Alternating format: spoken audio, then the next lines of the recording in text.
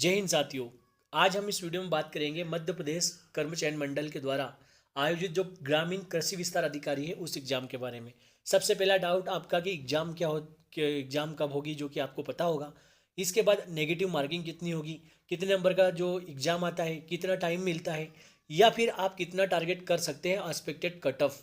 क्योंकि साथियों negative marking है, इसलिए आपको एक्सपेक्टेड कट ऑफ इतना टारगेट रखना है। ये कट ऑफ मत समझिए, क्या टारगेट हो सकता है। और इसके बाद दूसरा डाउट आपका कि क्या एग्जाम बढ़ सकती है। अगर आप इन सब सवालों के जवाब जानना चाहते हैं तो ये वीडियो पूरा देखिए। इसमें बताऊंगा आपको कि सिलेबस भी क्या है। आपको हर एक डाउट पूरा मत जो कृषि विस्तार अधिकारी है इसका हर एक डाउट आपको इस वीडियो में मिल जाएगा। सबसे पहले बात करेंगे साथियों एग्जाम कब है। आप सभी को अभी तक पता चल गया होगा कि इसकी एग्जाम जो है अभी 5 अगस्त को स्टार्ट हो जाएगी। 5 अगस्त को आयोजित करने वाले हैं ये एग्ज़ाम MPSB। ठीक है। सबसे पहला डाउट ये, अगर किसी को लगता है कि क्या एग्ज़ाम डेट बढ़ेगी, ये मैं आपको लास्ट में ज़रूर बताऊंगा। आप बस हमारे साथ वीडियो में बने रहिए, आपको हर एक डाउट क्लियर किया जाएगा। दूसरा है कि कितने नंबर का एग्ज़ाम होता है और नेगेटिव मार्किंग कितनी होती है। तो साथियों अपन ये जानते हैं कि कुल अंक जो होते हैं ना 200 नंबर के होते हैं। कुल 200 नंबर में 200 प्रश्न आते हैं। आपको पेपर में आपको 3 घंटे का टाइम मिलता है। ठीक है। नेगेटिव मार्किंग की बात करें तो 0.25 की आपको नेगेटिव मार्किंग दिखेगी। यानी कि अगर आपने एक क्वेश्चन गलत करा तो आपको एक गलत क्वेश्चन पे 0.24 नंबर कट जाएंगे। यानी कि अगर आप 4 क्वेश्चन गलत कर देते हैं तो आपका एक क्वेश्चन डिलीट हो जाएगा, यानी कि कट जाएगा। एक और चीज़ है यहाँ पे कि आपको मिनिमम पासिंग मार्क भी तो चाहिए। मिनिमम पासिंग मार्क्स की बात करें तो जनरल के लिए 50% है और ST SC OBC EWS के लिए 40% अंक लाना अनिवार्य है। अगर इससे कम आप लाते हैं तो आप वैसे ही बाहर हो जाएंगे, आपका कोई कंपटीशन नहीं होगा। ठीक है। आगे बढ़ते हैं। आगे बात करते हैं अपन कुल पद कितने हैं। बहुत महत्वपूर्ण है, इसमें कितना कम कंपटीशन है आपको ये पता चलने वाला है। साथियों कुल बात करूँ तो 27,084 टोटल पद है, जो कि एक बम्पर भर्ती है साथियों। इतना अच्छा पद है। इसके बाद इसमें मैं एक चीज़ और बता दूंगा, आपको फॉर्म कितने डाले गए। मात्र 50,000 से 60,000 के बीच में आपको फॉर्म देखने को इसमें मिलने वाले हैं। आवेदन जो आप 3 जुलाई से 17 जुलाई तक भरे गए थे फॉर्म, कम प्रतियोगिता के कारण। एक चीज़ और इसमें स्पेशलिटी क्या है कि इसमें जो BSc किए हुए हैं एग्रीकल्चर से, ठीक है, एग्रीकल्चर या फिर हॉर्टिकल्चर से, उनको ही यहाँ एग्जाम देने का मौका मिला है। अगर आप इस एग्जाम में बैठ रहे हैं तो फिर आपके लिए गोल्डन अपॉर्चुनिटी है। ठीक है। ये वीडियो आप देख रहे हैं, साथ ही अपने आप को संभालिए और इतनी तैयारी करिए कि ये मौका आपको 10-15 दिन बाद ही एग्जाम है तो आपके हाथ से निकलना नहीं चाहिए। ठीक है। इन 2700 में आपका नाम भी आना चाहिए। सिलेबस और पैटर्न की बात कर लेते हैं अब थोड़ा सा। सिलेबस जो हमने तीसरा हमारा डाउट था, सो सबसे पहले बात करूँ मैं, 200 नंबर का पेपर होता है जिसमें 100 नंबर का जो पहला भाग आता है A पार्ट, 100 नंबर का जो B पार्ट है वो भी 100 नंबर का।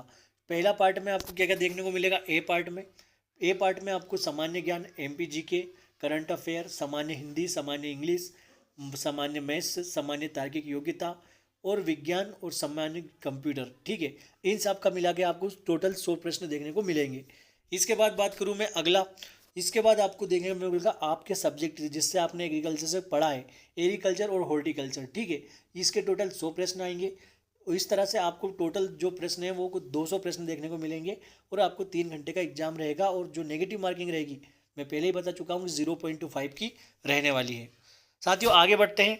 अब जो सिलेबस है, जो अगर आप जानते होंगे MPGK का तो ये सब, लेकिन जो एग्रीकल्चर से क्या सब्जेक्ट मैक्सिमम पूछा जाता है वो आप यहाँ पे देखिए। सस्य विज्ञान यानी एग्रोनॉमी है, फसलें, खरपतवार नियंत्रण, सिंचाई, शुष्क, इनके क्वेश्चन जो लास्ट एग्जाम थी उसमें बहुत ज़्यादा पूछे गए। मृदा विज्ञान यानी कि सोइल साइंस, जहाँ से मिट्टी के प्रकार, उर्वरता, खाद, मृदा संरक्षण। उद्यानिकी, हॉर्टिकल्चर से फलों की, सब्जियाँ, मसालों की खेती, नर्सरी प्रबंधन, पादप कार्य की या अनुवांशिकी, प्लांट साइकोलॉजी, जेनेटिक्स। ठीक है। ये सब पौधों में प्रकार, संश्लेषण, श्वसन, फसल सुधार के तरीके और तकनीकें, ये सब आपको देखने को मिलेगी। और पौध संरक्षण यानी पौधों का संरक्षण, प्रमुख कीट, बीमारियां, उनसे रिलेटेड जो भी। साथियों ये जो सब्जेक्ट है ये आपने जरूर पढ़ा होगा। मैंने इनके बारे में ज़्यादा जानकारी मुझे नहीं है, तो आपने, क्योंकि आपका सब्जेक्ट था तो आपको जरूर इसकी जानकारी होगी। ठीक है। ये सब्जेक्ट हमने बता दिए। इसके बाद साथियों मैं बात करता हूँ कट ऑफ की कि क्या उम्मीद हो सकती है, कितनी कट ऑफ जा सकती है। अगर आप जर्नल से हैं, ठीक है, पुरुष और महिला दोनों की बताऊंगा। अगर आप जर्नल से हैं और आपको अगर टारगेट करना है कितना नंबर 200 में से, तो लगभग लगभग आप 140 के आसपास, पुरुष हैं तो 140 के आसपास, अगर आप फीमेल हैं तो आपको 130 के प्लस टारगेट रखना चाहिए, यानी कि आप 135 इसके आसपास टारगेट रखिए। आपका मिनिमम टारगेट तो 138 142 होना चाहिए। वैसे ही अगर मैं मेल फीमेल की बात करूँ तो उनका 130 के प्लस मिनिमम स्कोर होना चाहिए। इसके बाद तो आप कितना भी कर सकते हैं। ओबीसी की बात करूँ तो जो पुरुष है ओबीसी के, उनको 133 से 137 के बीच में अपना टारगेट रखना चाहिए। महिलाओं की बात करूँ तो 126 से 130 जो ओबीसी की महिलाएं उनको रखना चाहिए। आर्थिक रूप से कमजोर पुरुष जो हैं उनको 130 134 यानी कि आप देखेंगे कि ओबीसी के बराबर। महिलाओं को और थोड़ा कम चल जाएगा 124 से 128 के बीच में। साथियों ये कोई कट ऑफ नहीं है, इतनी कट ऑफ आपको टारगेट रखनी है, तब जाके कहीं ना कहीं आपकी उम्मीद रहेगी। अब बात करूं मैं आगे, ईडब्ल्यूएस की हमने बोल दी थी, एससी की बात करते। एससी के जो पुरुष हैं उनको 120 से 124 इतना अगर उनके नंबर अगर वो टारगेट रख रहे हैं तो काफ़ी होगा आपको सिलेक्शन के लिए। फीमेल की बात करूँ तो 112 116 जो एससी की फीमेल है उनके लिए इतना नंबर चल जाएगा। अनुसूचित जनजाति यानी कि एसटी अगर पुरुष है कोई तो 105 से 110 नंबर भी उसके आ रहे हैं तो उसका काम हो जाएगा। और जो फीमेल है उनको तो 98 से लेकर, यानी कि ये समझ लीजिए कि 100 के आसपास आपके नंबर होने चाहिए। साथियों मैंने वो कोशिश करी है कि आपको पूरी जानकारी दूँ, ठीक है, पूरी जानकारी आपको पूरी जो इन्फॉर्मेशन है वो दूँ। अगर अब एक चीज़ और मैं आपको जो मैंने शुरू में बताया था क्या एग्ज़ाम डेट बढ़ेगी, तो साथियों एग्ज़ाम डेट बढ़ने का मात्र 10% चांस है। क्योंकि एग्ज़ाम ये जो एमपीएस भी है ये पिछली बार भी बिल्कुल नहीं बढ़ाया था इन्होंने, यानी कि ये जो वक्त ही नहीं देते हैं बच्चों को पढ़ने का। इसलिए आपको कट ऑफ जो मैंने बताई है ना इतनी कम आपको देखने को मिलेगी, या हो सकता है कि इससे भी कम देखने को मिल जाए।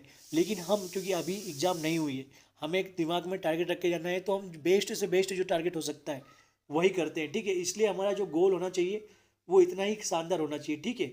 जो हमारा गोल हमें अच्छा ही रखना है।